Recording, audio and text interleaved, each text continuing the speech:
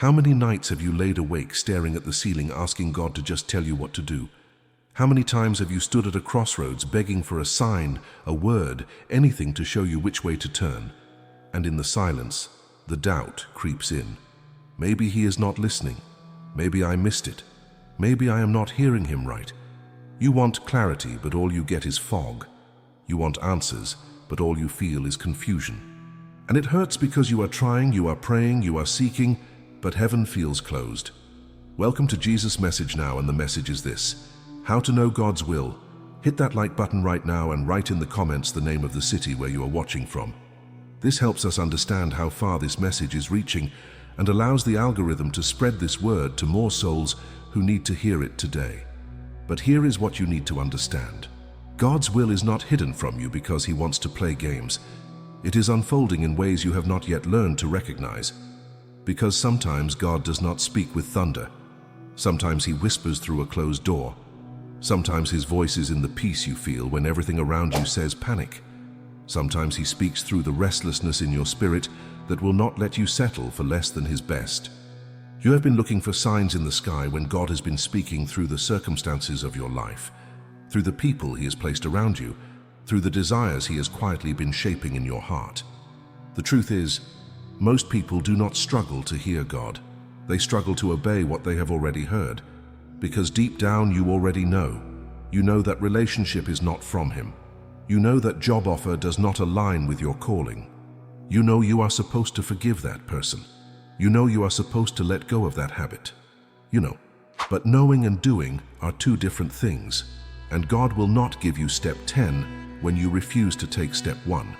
He will not reveal the next chapter when you are still holding on to the last one.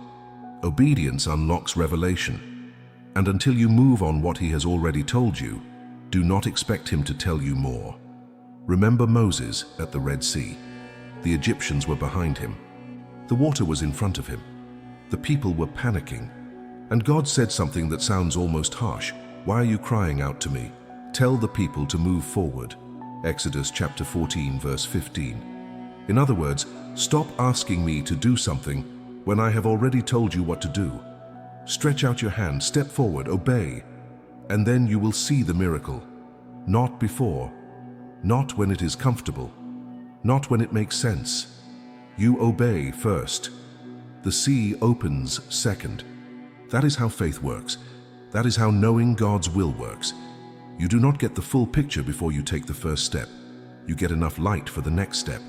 And when you take it, more light comes. Your word is a lamp to my feet and a light to my path. Psalm 119, verse 105. Notice it does not say a spotlight. It says a lamp. Just enough to see where to put your foot next. Not the whole road, not the destination, just the next step. Because if God showed you everything that was coming, you might not have the courage to start. If he revealed every trial, every sacrifice, every closed door, every moment of waiting, you would probably run the other way. So he gives you just enough to trust, enough to move, enough to depend on him instead of your own understanding. And that is what kills most people. They want to understand before they obey. They want guarantees before they commit. They want to see the outcome before they take the risk. But God does not work that way. Proverbs chapter 3, verses 5 and 6 say it clearly. Trust in the Lord with all your heart, and do not lean on your own understanding. In all your ways acknowledge him, and he will make straight your paths. Trust first. Understanding comes later. You acknowledge him. He directs. You cannot flip that order. You cannot demand clarity before surrender. Surrender is what opens your eyes to see his will. I know it is hard. I know you want certainty. I know you want to avoid mistakes. But sometimes the mistake is refusing to move because you are afraid of making one. Sometimes the biggest error is not the wrong choice, but the paralysis that keeps you from choosing at all. Because while you are waiting for perfect clarity, life is passing you by. Opportunities are closing. Time is slipping. And God is saying, I am with you. Even if you stumble, I will catch you. Even if you take a wrong turn, I will redirect you. Just move, just trust. Just obey what you know, and I will reveal what you do not. Think about Abraham. God told him, leave your country, your people, your father's household, and go to the land I will show you. Genesis chapter 12, verse 1. Notice God did not tell him where he was going. He just said, go. And Abraham went. Not because he had a map, not because he understood the plan, but because he trusted the voice. And that is the key. Knowing God's will is not about having all the answers. It is about knowing the one who does. It is about developing such an intimate relationship with him that you recognize his voice even when the message does not make sense. Jesus said, "My sheep hear my voice, and I know them, and they follow me." John chapter 10, verse 27. How do sheep know their shepherd's voice? Not because they studied it in a book, because they spent time with him. They walked with him. They listened to him day after day until his voice became unmistakable. That is what you need. Not more information, more intimacy. Not more signs, more surrender. Not louder miracles, quieter moments in his presence where you learn to hear the still small voice that the noise of the world drowns out. And here is what most people miss. God's will is not just about the big decisions. It is about the daily surrender. It is about waking up every morning and saying, "Not my will, but yours." It is about letting him shape your desires, your priorities, your perspective. Because when your heart is aligned with his, when you are delighting in him, then the desires of your heart start matching his desires for you. Psalm 37, verse 4. Delight yourself in the Lord, and he will give you the desires of your heart. Not because he gives you whatever you want, but because he changes what you want to match what he wants. So many people are fighting God's will because they think it is going to make them miserable. They think following him means giving up everything they enjoy, doing things they hate, living a life of boring obligation. But that is a lie from the enemy. God is not a cruel dictator. He is a loving Father who knows you better than you know yourself. And his will for you is not punishment. It is purpose. It is fulfillment. It is the life you were created to live. Yes, it will cost you something. Yes, it will require sacrifice. Yes, you will have to let go of things that are not his best. But what you gain is so much greater than what you lose.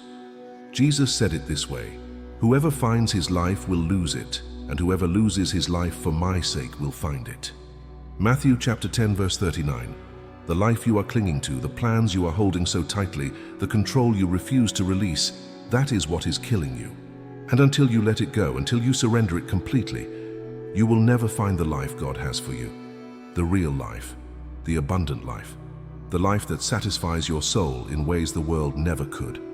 And peace. Let me tell you about peace, because peace is one of the clearest ways God confirms his will. Colossians chapter 3, verse 15 says, "Let the peace of Christ rule in your hearts." That word rule literally means to act as an umpire. Peace is the referee in your decision-making. When you have peace, even in the midst of uncertainty, that is God saying yes. When you have turmoil, even when everything looks perfect on paper, that is God saying wait or no. Learn to listen to your peace. Do not ignore it. Do not rationalize it away. Do not move forward without it. I have watched people make decisions that had every logical reason to be right. Great opportunity, financial gain, everyone approved, but they had no peace. And they did it anyway. And every single time they regretted it. Because peace does not lie, logic can deceive you, emotions can mislead you, people can give you bad advice, but the peace of God, that deep, unexplainable sense of rightness in your spirit that never steers you wrong. So if you are about to make a major decision and you do not have peace, stop, wait, pray. Do not move until the peace comes. Because if it is truly God's will, he will confirm it with a peace that surpasses all understanding. But also understand this. Peace does not mean comfort. Peace does not mean easy. You can have peace about a hard decision. You can have peace about a sacrifice. You can have peace about stepping into something that scares you. Because peace is not the absence of fear. It is the presence of God. It is knowing that even though you do not understand, even though you cannot see the outcome, he is with you. And that is enough. When God closes doors, do not try to force them open. When he says no, do not beg him to change his mind. When he makes you wait, do not run ahead. Because closed doors are not always rejection. Sometimes they are protection. Sometimes God is saving you from something you cannot see. Sometimes the greatest blessing is the thing He did not let you have. Think about all the times you wanted something so badly, and it did not work out. And later, much later, you looked back and realized that if you had gotten what you wanted, it would have destroyed you. That job would have taken you away from your family. That relationship would have broken you. That opportunity would have derailed your purpose. God saw what you could not see, and He loved you enough to say no. Romans chapter 8, verse 28 promises that all things work together for good for those who love God, for those who are called according to His purpose. It's all things, not just the good things, not just the blessings, all things, the closed doors, the delays, the disappointments, the rejections. God is working in all of it. He is weaving it together. He is using every single piece to lead you exactly where you need to be. But you have to trust Him. You have to stop interpreting every setback as failure and start seeing it as redirection. You have to stop fighting His will and start surrendering to it. And surrender is the hardest part. Because surrender means letting go of control. It means admitting you do not have all the answers. It means trusting someone else with your life. But here is the truth. You were never in control anyway. You just thought you were. And the stress, the anxiety, the fear, that all comes from trying to carry a burden you were never meant to carry. Jesus said, "Come to me all who are weary and heavy laden, and I will give you rest." Matthew chapter 11, verse 28. He is not asking you to figure it all out. He is asking you to bring it all to Him, to lay it down, to trust Him with it. And when you do, when you finally release your grip and let Him lead, you will find a rest, a peace, a clarity you have been searching for your whole life. But let me tell you something else. God's will is not always going to feel comfortable. It is not always going to make sense to your natural mind. Sometimes He will ask you to do things that seem foolish, risky, even impossible. He told Noah to build an ark when there was no rain. He told Abraham to sacrifice his only son. He told Moses to go back to Egypt and face the very people who wanted him dead. He told Joshua to march around a city and expect the walls to fall. None of that made sense, but they obeyed. And God showed up. Because faith is not about understanding. It is about trusting. It is about taking the step even when you cannot see the staircase. It is about saying yes even when you do not know where yes is leading. And maybe that is where you are right now. Maybe God is asking you to do something that makes no sense. Maybe He is calling you to leave something comfortable. Maybe He is telling you to forgive someone who does not deserve it. Maybe He is asking you to wait when every part of you wants to move. Maybe He is asking you to speak up when staying silent feels safer. And you are wrestling with it. You are questioning it. You are trying to rationalize it. But deep down, in the core of your being, you know.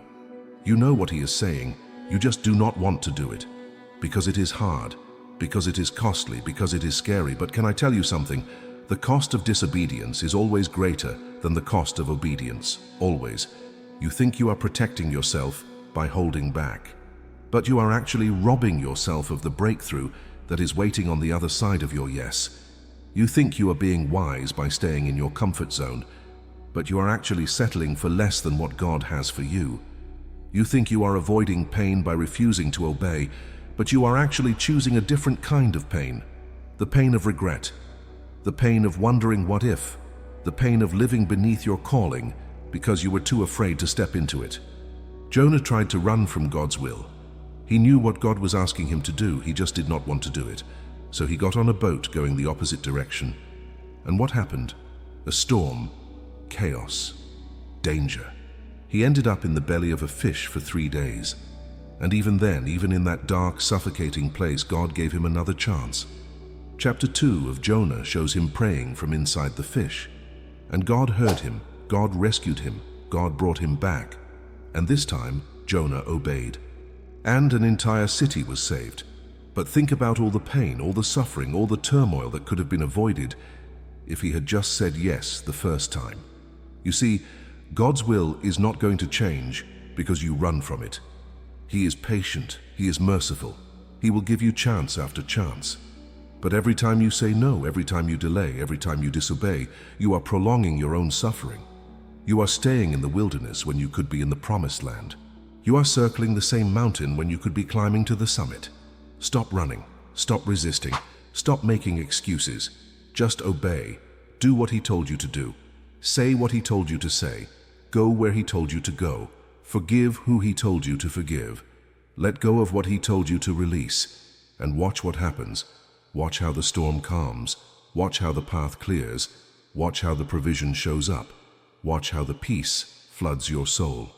And I know some of you are thinking, but what if I get it wrong? What if I think it is God's will and it is not? What if I make a mistake? Here is what you need to know. God is bigger than your mistakes. He is not sitting in heaven with a clipboard keeping score of every wrong turn you take. He is your Father. And good fathers do not abandon their children when they mess up.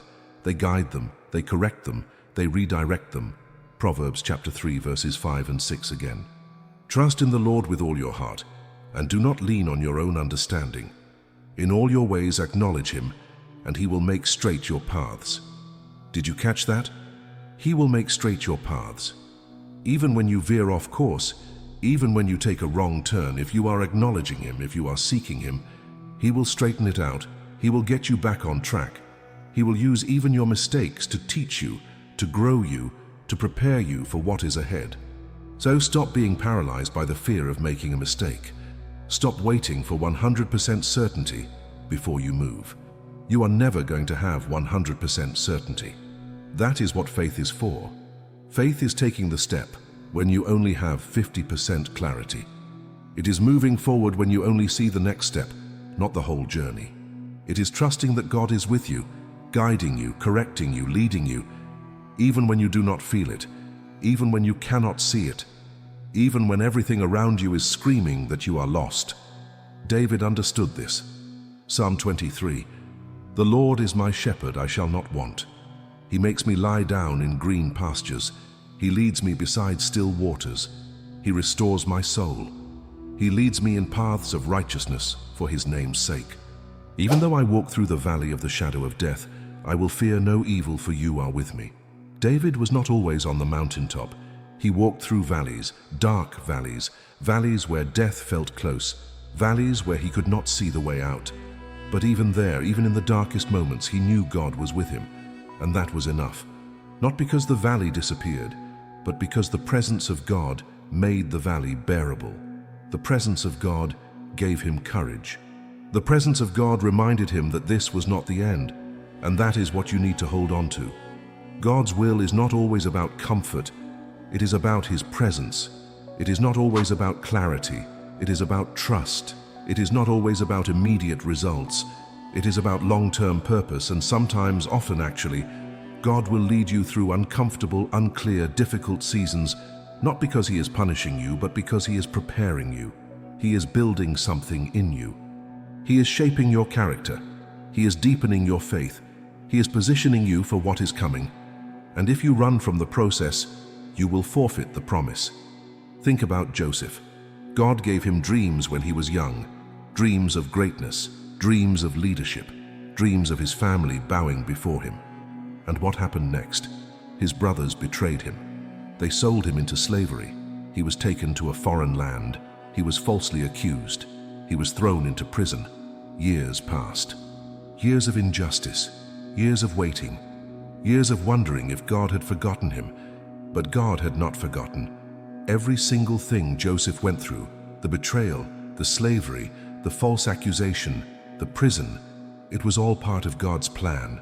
It was all preparing him for the moment when Pharaoh would call him out of prison and put him in charge of all of Egypt. And when that moment came, Joseph was ready. Not just because he was talented, but because he had been tested. He had been refined. He had learned to trust God even when nothing made sense. And when his brothers finally stood before him, terrified that he would take revenge, Joseph said something that reveals he understood God's will. Genesis chapter 50 verse 20. "You meant evil against me, but God meant it for good to bring it about that many people should be kept alive as they are today." Joseph saw the bigger picture. He saw that what looked like disaster was actually divine setup. What looked like delay was actually development. What looked like punishment was actually preparation. And the same is true for you. What you are going through right now, the thing that makes no sense, the thing that hurts, the thing that feels like it is taking too long, God is using it. He is working in it. He is preparing you through it. Do not waste your pain by only focusing on the pain. Look for what God is building in you. Look for what He is teaching you. Look for how He is shaping you into the person who can handle what He is about to give you. And here is another thing. God's timing is not your timing. Isaiah chapter 55, verses 8 and 9. For my thoughts are not your thoughts, neither are your ways my ways, declares the Lord. For as the heavens are higher than the earth, so are my ways higher than your ways, and my thoughts than your thoughts. You want everything now. God is thinking about eternity. You want the shortcut. God is taking you on the scenic route, because there are things you need to see, lessons you need to learn, character you need to develop along the way. You want the microwave.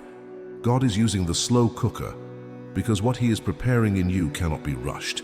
It has to simmer, it has to marinate, it has to be cooked at the right temperature for the right amount of time, and if you try to speed it up, you will ruin it. So many people miss God's will because they are too impatient to wait for it. They see a door cracked open, and they kick it down instead of waiting for God to fully open it. They feel a stirring in their spirit, and they take off running instead of waiting for clear direction. They get a glimpse of the promise, and they try to make it happen in their own strength instead of trusting God's timing. And then they wonder why everything is so hard, why there is so much resistance, why they do not have peace.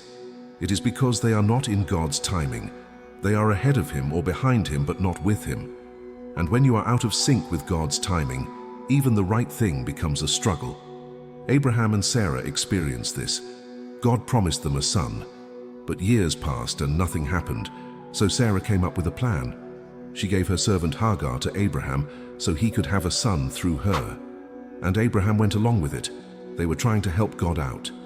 They were trying to make the promise happen on their timeline. And what was the result? Ishmael, a son, yes, but not the son of promise. And the consequences of that decision are still playing out thousands of years later. Because when you try to force God's will on your timeline, you create problems that last for generations. But when you wait, when you trust, when you let God do it His way in His time, the result is Isaac, the son of promise, the son of laughter, the son through whom all the nations of the earth would be blessed. Waiting is not passive. Waiting is active trust. Waiting is saying, God, I believe you. I believe your timing is perfect.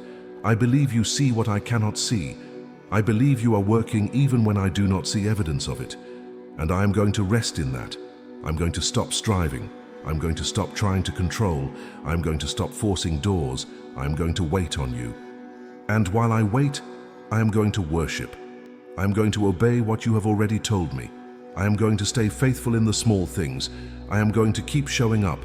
I am going to keep trusting, because I know that at just the right time, not a moment too early and not a moment too late, you are going to bring it to pass. Psalm 27, verse 14, wait for the Lord. Be strong and let your heart take courage. Wait for the Lord. It says it twice. Wait. And while you wait, be strong, take courage. Do not collapse. Do not give up. Do not lose heart. Keep believing. Keep standing. Keep trusting, because the wait is part of the process. And those who wait on the Lord will renew their strength. They will mount up with wings like eagles. They will run and not be weary. They will walk and not faint. Isaiah chapter 40, verse 31. That is the promise for those who wait. Not weakness, strength, not exhaustion, renewed energy, not fainting. Endurance. Because God uses the waiting to build something in you that you cannot get any other way. And when God finally says go, when He finally opens the door, when He finally gives you the green light, you will be ready. You will not be the same person who started the wait. You will be stronger, wiser, more dependent on Him, more sure of His faithfulness, more rooted in His word, more sensitive to His voice. And you will step into what He has for you, not with arrogance, but with humility. Not with fear, but with confidence. Not with your own strength, but with His power working through you. And that is when the real miracles happen. That is when the impossible becomes possible.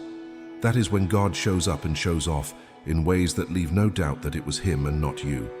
So wherever you are in your journey of seeking God's will, do not give up. Do not get discouraged.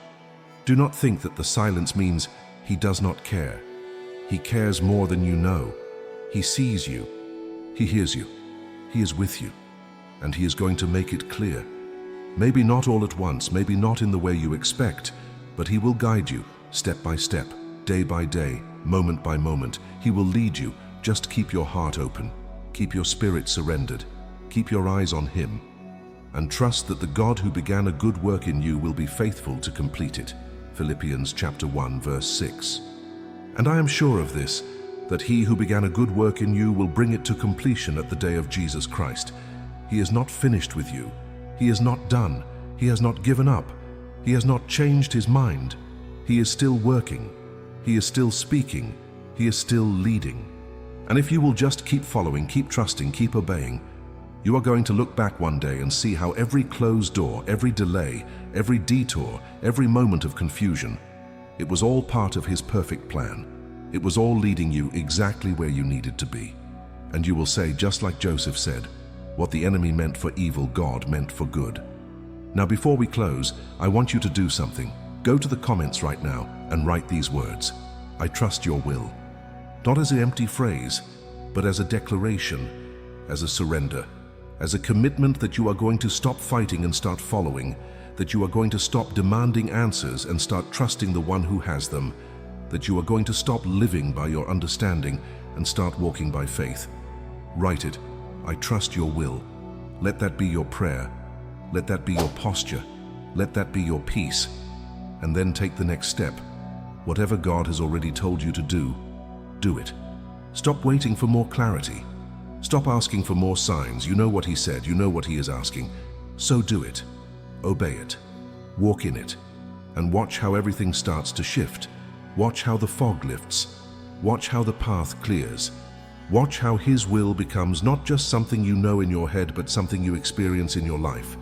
Because God's will is not a mystery. It is a relationship. It is not a riddle. It is a revelation. It is not a burden. It is a blessing. And when you finally stop resisting and start receiving it, you will discover that what you were afraid of was actually the very thing your soul was longing for all along. If this message spoke to you, if it stirred something in your spirit, if you know God was speaking directly to your situation, then make sure you are subscribed to this channel. Hit that notification bell so you do not miss a single word that heaven is releasing. Because we are not done. There is so much more God wants to say. So much more He wants to reveal. So much more He wants to do in you and through you. Stay connected. Stay hungry. Stay obedient. And watch how God moves in your life in ways you never imagined possible. The King is coming. The time is short. And He is looking for people who know His will and are willing to walk in it no matter the cost. Will you be one of them? Will you say yes even when it is hard? Will you trust Him even when you do not understand? Will you follow Him even when the path is unclear? Because that is what it means to know God's will. It is not about having all the answers.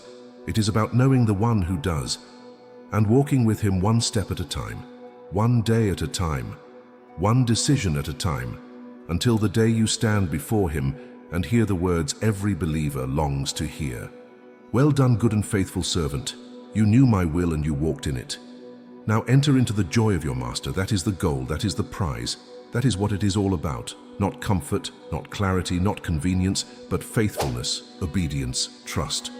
And when you get there, when you finally see Him face to face, all the waiting, all the struggle, all the confusion, it will all make sense.